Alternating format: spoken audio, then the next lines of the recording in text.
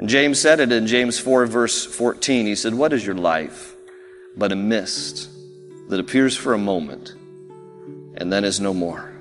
Now, for us who know Christ, we know that there's eternal life past this earthly existence. But what James was saying was there's a reality to this fact. That you're here today and you're gone tomorrow as a very tiny, short window of time called life. We are basically a blink on the cosmos of time. Time is short. What is your life? It's even a vapor that appeareth for a little time and then vanisheth away. If someone had told me when I was 20 years old that life was very short and would pass just like that, I wouldn't have believed it. And if I tell you that, you don't believe it either. I cannot get young people to understand how brief life is, how quickly it passes. It seems like yesterday I was in school.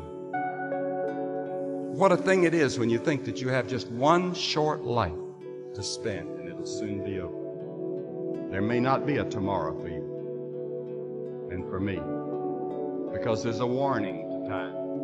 Time is running out for all of us. Time is too short for indecision and vacillation. Fools say that time is long. Every morning we have 86,400 seconds to spend and to invest. And each day the bank named time opens a new account for you and for me. It allows no balances and no overdrafts. If you fail to use the day's deposits, the loss is yours. Today is all that you have to be able to do whatever God has called you to do. Is just today. You do the part that you need to do today, and tomorrow will take care of itself.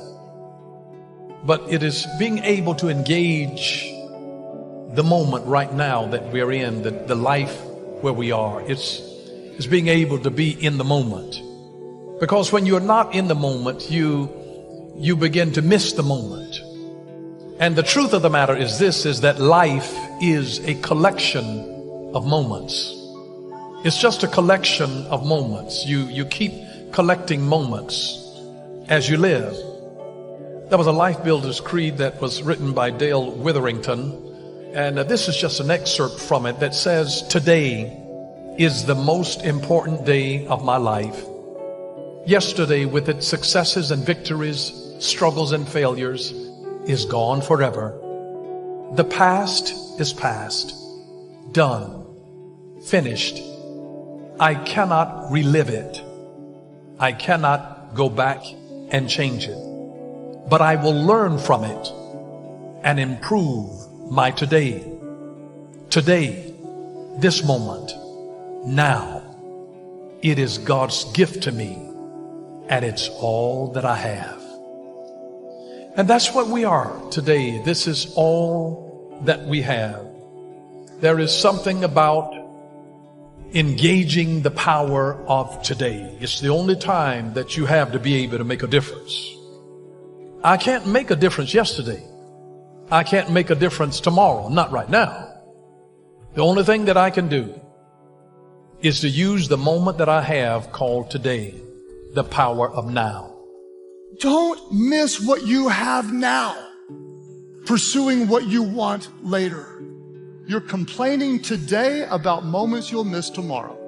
We fall into this syndrome. I don't have a good word for it, but when you begin to get into the mentality where you think, well, when I just get there, like you don't look back so much, but you look forward and you think, well, I'm not there yet. Okay, I'm here right now, and here's not that great, and I don't know what to do here, but man, when I get there, like when I get to that position, when I get that degree, whenever I get married, when I have kids, whatever there is, then you think, then my life is going to be all that God has for me.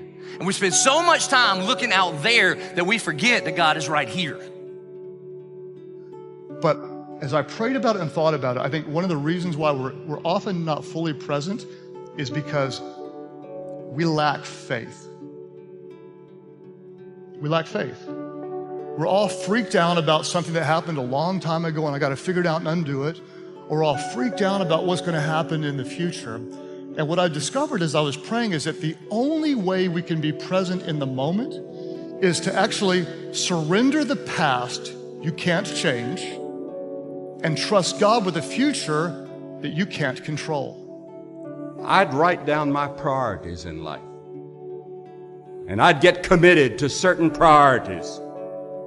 Now is the accepted time. The things we ought to do, the classes we ought to take, the books we ought to read, do it now. The family that needs you, spend more time now. Write that letter home now that you've been meaning to write. Money you ought to give now. Time for study, do it now. People you ought to witness to, do it now. Every time the clock ticks, it seems to say now, today. The Bible says, redeem the time, because the days are evil. And the days in which we're living are very evil. Jesus said, as long as it is day, we must do the work of him that sent us. The night is coming when no man can work. The night is going to come in your life. It's the quality of life, not the length. It doesn't matter whether you live another year or 2 years or 5 years. Is there a quality to it? In verse 6, he says that quantity means nothing. It is the quality of your life. He says in verse 6, if the other man lives 1,000 years twice and doesn't enjoy good coffee and a turnover, are you with me? And his family and a good movie and a walk in the sunset and sitting on the beach, do not all go to the same place. We're all going to die and leave it and go on. The key is not what you made, it's how you enjoyed the years. It goes something like this. Rocky road, 2 dips. All right. And I tell them, enjoy the simple things. It doesn't cost a lot of money. Enjoy the simple things. And so none of us gets out alive. None of us do. You know, we only have so much time, and you think differently about time the older you get. And by the time you've lived about 3/4 of your life or 2/3 of your life or whatever, you get to the point where you really don't want to be wasting your time. If there's things that you want to do that you haven't gotten around to do it yet, you want to do them, but you don't want to waste your time. Well, I'd like to recommend that you never waste your time, not even when you're in your 20s or 30s, but it does become really important to you the older that you get. And you may be 20 now, but someday you will be 70 and 80, and it will happen faster than you think it will happen. And I believe that time is a very precious gift. And time, you can either waste it or you can use it wisely. But whatever you spend your time on, once you've spent it, you cannot get it back. One time I was on a flight and I picked up an in-flight magazine. I like in-flight magazines because they know you're not going to read them for long, so they got to get to the point. And in this magazine, it was 2 ladies who had a business. You give them a high school annual and they'll find you everybody in there for your reunions.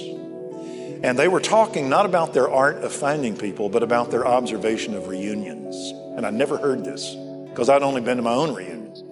But they'd been to them all. And they said at the 10-year reunion, everybody's only 28 years old. You still have your looks, you still have your strength, the shine is still on your marriage, and your kids aren't teenagers. And you think you're a success. Okay. And so they said when you're 28 at your reunion, that it looks like just kind of, high school on steroids. You're parading your life. Okay. She said at the 20th reunion, now everybody is 38 years old. And so your looks and your fitness is starting to slide.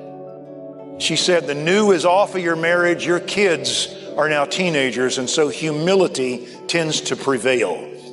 She said the 20-year reunion is a better reunion.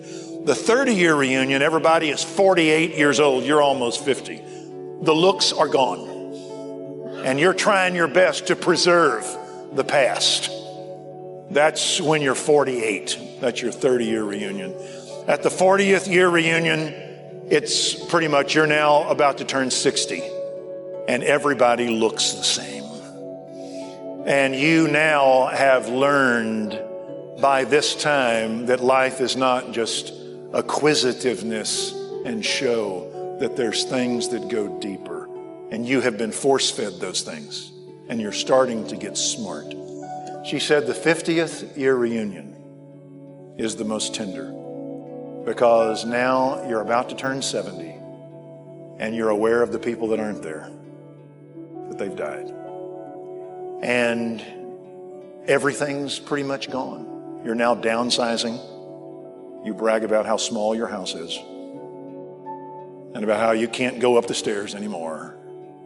And she said, when the tenderest part of all the reunions is at the 50-year reunion, whenever you sing your school alma mater, and everybody cries, because you know there ain't no 60-year reunions. And this is the last time. And everybody just looks at everybody else, the rich and the poor, and they think, we survived. We made it. And the lady said something to the effect of, that we learn too late what we should have known so early.